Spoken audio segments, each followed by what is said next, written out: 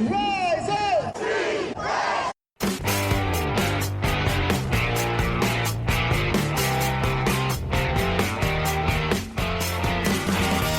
This is the Rise Up See Red podcast, all about the Arizona Cardinals and the NFL, featuring insider and outsider perspectives. Enjoy the best hour of Cardinals talk on the web.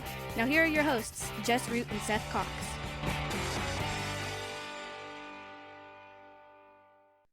Hello, Arizona Cardinals fans, and welcome to the latest edition of the Rise Up See Red podcast, the best hour of Cardinals talk on the web. I'm your host, Jess Root from CardsWire.com, USA Today's NFL Wire site that covers, of course, the Arizona Cardinals.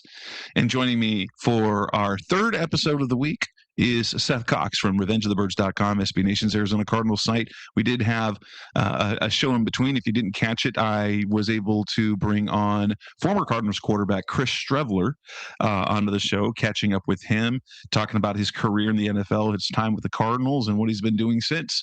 It was a good interview. If you haven't heard it yet, it would be a good time to go get that. This show with Seth, as we're in episode 745.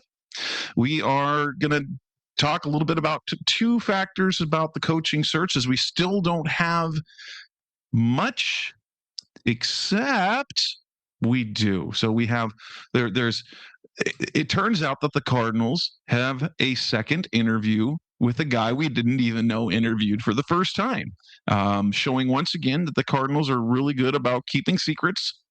They're doing it weird, but Jacksonville Jaguars defensive coordinator Anthony Campanile was scheduled for a second interview with the Cardinals. They flew him in, and I believe he was meeting with them today.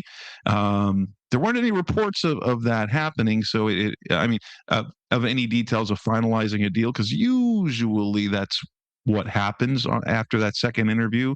If they're the guy they're looking for, is that we would get the report that they're finalizing a deal, and we have not heard that. And so therefore, who knows? And the Cardinals just doing stuff, but people are getting a little bit excited about Campanile because as a defensive coordinator, his first year as a defensive coordinator, the Jaguars were pretty stinking good. They were the number one rush defense in the NFL. They were 11th in points allowed. They were 11th in yards allowed. They were top 10 unit. They were eighth in points allowed. They were second in takeaways, and so they did a really good job. They had a good secondary. They played really well against the run, and they ended the season rattling off 8 straight wins. And they played both well offensively and defensively, and people are excited because he's an F-bombing New Jersey, say it in Italian guy, say it the way it is. Something we're not used to. But at the same time, it gets people fired up. I'm a little more tempered about that, considering, we've seen guys like Mike Singletary, fail miserably as a head coach. But it's exciting to see them go in a slightly different direction. What's your take on Campanile? I like what he is on paper. Obviously, how he is as a coach, I can only go off the information that I can glean. Right, we can glean, and I can tell you this from my buddy that covers the Jags. He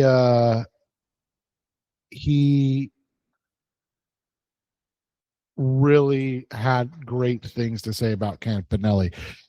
He talked about just him as a coach, which is something that, for you and I, that's all we can get from this. And he's never been around a coach that does more with gravitate towards more. So again, does that mean he's going to be a great coach? Does that mean he's ready to be a head coach? No, not at all. Right? Like, that doesn't mean any of that. But from what we know about him, his players love him. His players would run through a wall for him. And the sentiment is that he's, bordering on irreplaceable for the Jags. And that's impressive from the standpoint of the Cardinals rarely get guys like that, right? Like that are, again, maybe a year too early, but are ready or are up and coming and could be kind of game changers, franchise changers in a year. We were talking off the air. It's not often the Cardinals land a guy that everyone else, that the team he's coming from, is like, dadgummit, why do we have to lose him? No, the Cardinals don't get that.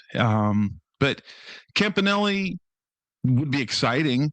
I wonder what he would be like in press conferences, if he would be more Bruce Arians or if he would button it down a bit.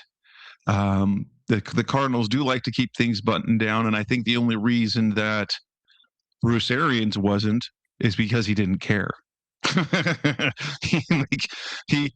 He was going to say what he wanted to say. That was just the way he was. And Arians was funny because he was basically at the age where he was like, F it, this is my one and only shot. Yeah. Little did we know, or little did he know, I guess, that he would be retiring and then working for CBS for a year and then coaching the Tampa Bay Buccaneers. And then retiring again, to be fair, right?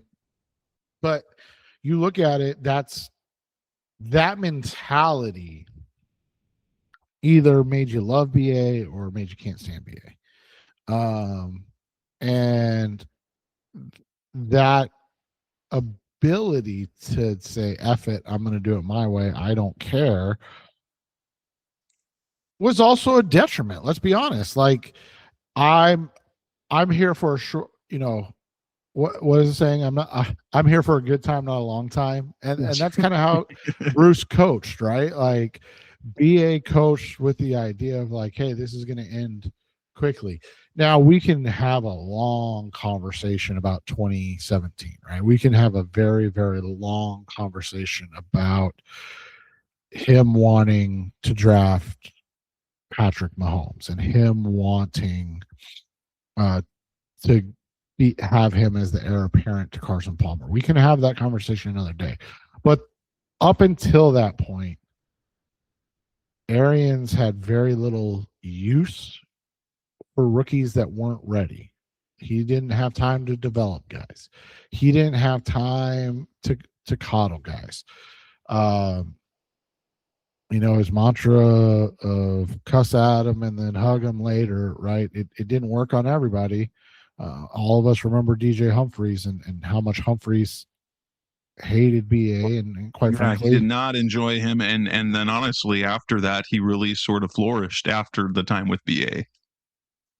And so, you look at it, and the Campanile personality is something that we just, even as a defense coordinator, right? You don't really know guys until they're a head coach and then back as a DC. So, right, like we know Robert Saleh is a very intense, rah-rah kind of guy. We know that Brian Flores is a psychopath in the best way possible. But it also may only work as a DC, right? As a guy that can control one side of the ball and that's in charge of his and that can be kind of flippant and isn't in charge of the whole thing.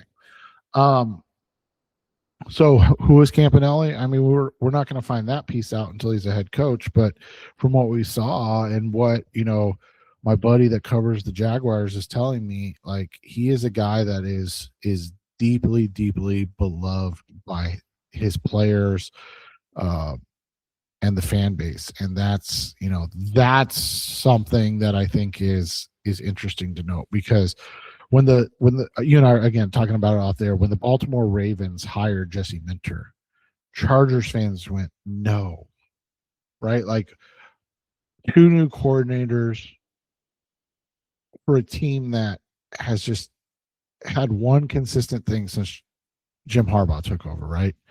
The defense. They've been completely inconsistent on offense, and they've been dominant on defense. And I saw this crazy stat. I'll see if I can find it, but something to the effect of like that chart, or his 4 years as the DC mentor have been like first, seventh, second, and sixth for scoring defenses. They've all been top 10. No matter what the actual numbers are, they've all been top 10, which, you look at it and he could fail. He could fail spectacularly, but man, everything he's done in 4 years of calling defense has been lights out. And so you look at Campanile, and I get it. People go, "Oh, it's too soon." He's only called defense for a year. Well, here's the reality, guys. If you're the Cardinals and you think that Anthony Campanile at 40, B44 right before the season starts, can lead you, we're talking about the number 11 ranked defense overall in yards, but the number one defense in rushing yards, number one in the NFL, and number 8 in points against. Like, if you really think that he can do that, then you have to make that call now, because again, you're not going to have the chance next year again in this cycle, because we've just seen too often the Cardinals are not even the bridesmaid, right? Like they're like the person you date before you find the one, right? Like they don't get the chances at these top guys. And so if you think Campanile next year is going to be a top guy, I don't think that there's a negative in trying to hire him a year early. Well, next on the Res Receiver podcast, Mr. Cardinals Talk on the Web. Let's move on. There is a piece with some research that I put together that might suggest who the Cardinals might hire. That's coming next on Res Red. Back on the Rise of Sierra podcast, Mr. Cardinals Talk on the Web. And while all we know, I mean, we've got Anthony Campanile. We don't know what other second interviews the Cardinals now have lined up. They still are.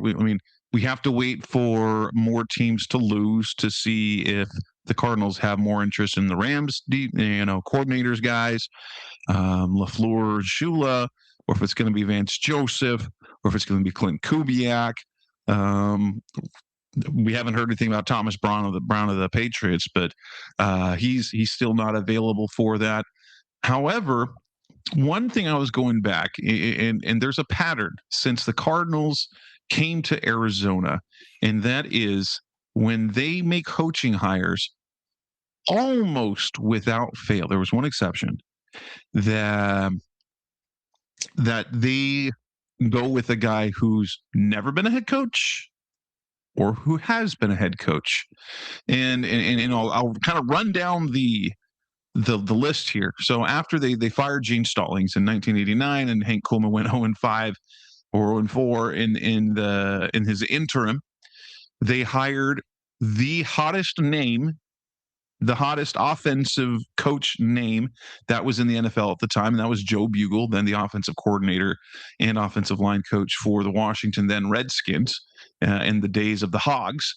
They hired him in 1990, no head coaching experience, but after they fired him in 1993, they moved to Buddy Ryan, made him the coach and GM, who had previously been the head coach of the Philadelphia Eagles. After 2 seasons, they moved on from him, went to Vince Tobin with no head coaching experience, who had been a defensive coordinator. And when they fired him mid-season in 2000, Dave McGinnis was the interim coach for the final 9 games, and then they ended up retaining him, hiring him. And so he technically had head coaching experience. Yeah, he did. He had head coaching experience. And so that followed that pattern. In 2004 is the one time. So it was the one time that they went back to back. And in Dennis Green, they hired him, who had previously coached for the Minnesota Vikings. They move on to Ken Wisenhunt. No head coaching experience in 2013. It was Bruce Arians who had been the interim head coach for the Indianapolis Colts for the final 12 games. Then on to Steve Wilkes. Never was a head coach in the FBS, like Division I college football or the NFL. He was at Savannah State, which is a D2 school. He was a head coach there. But if we're talking like experience, then you go to Cliff Kingsbury, who was head coach at Texas Tech. And then Jonathan Gannon, no head coaching experience. If we're going to follow that pattern, which has kind of been the history, the Cardinals are going to go with a guy this year who has head coaching experience. And that can basically points to 4 guys that aren't particular inspiring, but guys who have done it before. There's Vance Joseph, there's Raheem Morris, there's Arthur Smith, and there's Matt Nagy. And with that, Seth, do you think that do you think that there is something to this pattern, or if this is something largely coincidental? No, I think there's something to it because, some of that coincides too. They like to switch back and forth on offense and defense, right? Like you look at, they went from, who was it before? I mean, they went from BA obviously to Wilkes to Kingsbury to Gannon. That was offense to defense to offense. I know, Arians and Green, Wisenhunt, Arians were all back-to-back offensive guys, but Buddy Ryan, Vince Tobin, Dave McGinnis as well were defense. But but it evened out too. Yeah, exactly. Defense, defense. Well, and you look at a guy like Bugle. You brought up Bugle, right? And you look at his resume, man. Like, and I know it's the 80s, right? But you look at his resume, Jess, and I know you didn't go this far into it, but as the OC of the Washington Redskins, the Hogs, right? The dynasty. They won 2 Super Bowls then? 1, 2, 3, 4, 5, 6, 7 top 10 offenses. 7, Jess. I remember when he was hired. I was a teenager, and he was like, there was so much excitement about bringing Bugle in because of his connection to the success that the Washington had. It was legitimate. He was the hottest name in the NFL that year, and the Cardinals landed him. Well, and you look at it, Justin. This is what's crazy, right? Even in Arizona or Phoenix, technically, right? But even in Arizona, his last year, he had the 9th overall offense in points per game, 8th in yards. So like his offense was really good. His defense just was And what was interesting about that to me, I mean, this is going way back. You look at it, 5-11, 4-12, 4-12, 7-9, and then they're like, all right, now we're going to fire you, right? We're going to bring in Buddy Ryan now. I'm the wiener, right? And so it's just, I think it is kind of a fluky thing, but I also think it is. I think these guys, these owners, right? And I read something really interesting. Bill Walsh wrote, and I wish I could. I should have sent it to you because it makes a lot more sense when you look at it from this angle. But like, it basically said like the owner of the team is a guy that has money and doesn't really know a whole lot about football. And Bill Walsh wrote that in the 80s, and that genuinely just couldn't be more true, right? Like, you're talking about guys that really just don't know a whole lot about football. And so they go on swings. And you mentioned the swings, right? Arians to Wilkes to Kingsbury to Gannon. Arians with his experience as a interim head coach. Wilkes with no coaching. I mean, D2, right? Like that's the highest he was. Then you got Kingsbury with his long time coaching of college, but wasn't exactly good, right? And then and then you go to Gannon and you're like, okay, well, you're supposed to bring this defense, and you've never been a head coach, and your defense is terrible, but also you don't exactly exude head coaching material. Like, and so I think it's just they forget almost, right? So we got to get somebody with some experience. And you're like, whoa. Kingsbury didn't work, right? You're still paying that guy money because you fired him before his new contract even kicked in. So, like, what do you mean you need a head coach within that? I just think, unfortunately, that's kind of how, when you're bad, that's kind of how things go. They don't have an actual, like, this is how we do things, right? They're not the Steelers who say, hey, this is what we're looking for, this is what we're going to go get, this is what we do. They are, oh, we're going to do this, okay, we're going to be this, all right, now. And so, yeah, I think your thought process is fairly sound, especially in what we're hearing, right? With it kind of still seeming like Vance Joseph is the favorite. And there was I can't remember who it was on Wednesday was saying that Raheem Morris is still very much in Arizona's coaching search. I think that was Albert Breer. Yeah, and so we haven't heard anything about Arthur Smith and Matt Nagy since the initial interviews, but Vance Joseph, Raheem Morris being part of that really kind of suggests, and the fact that they brought in a guy like Arthur Smith and Matt Nagy, you're like, oh, you're going to go for some experience this time, and basically you've got two ways of thinking. You either go with someone who's done it before and obviously can improve, because none of them has been successful as a head coach. They've been middling to bad at best. I mean, Nagy went to the playoffs, but Nagy had a great first season. Yeah, he did. But also he did that on the heels of the previous head coach, the roster that the previous coach kind of did as well. And then you've got the NFC West guys. So you're either going to steal from your division or go with someone who's done it before. Well, and so let me ask you this, Jess. Isn't it? I mean, and again, trying to figure out what Michael Bidwill is going to do is it's an undertaking in and of itself, right? That being said, like, isn't it interesting that it kind of seems like, again, the focus is on the defensive side of the ball? Not to say that they're not interested in the offensive side of the ball, but like it just seems more and more like it's like, oh no, we're gonna go defense again this cycle. And again, I'm kind of like, it's really interesting because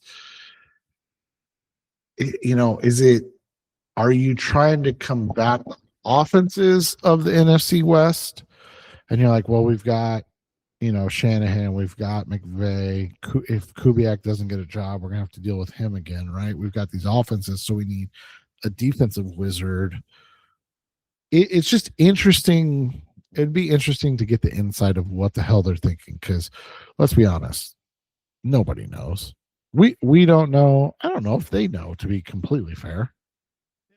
That's the whole thing. And the one thing that we wish that the Cardinals were better at is, publicizing a little bit. Look at all these NFL teams that are announcing that they've completed interviews with candidates. And I believe, and I know it hasn't happened post Arians. I know that hasn't happened, period.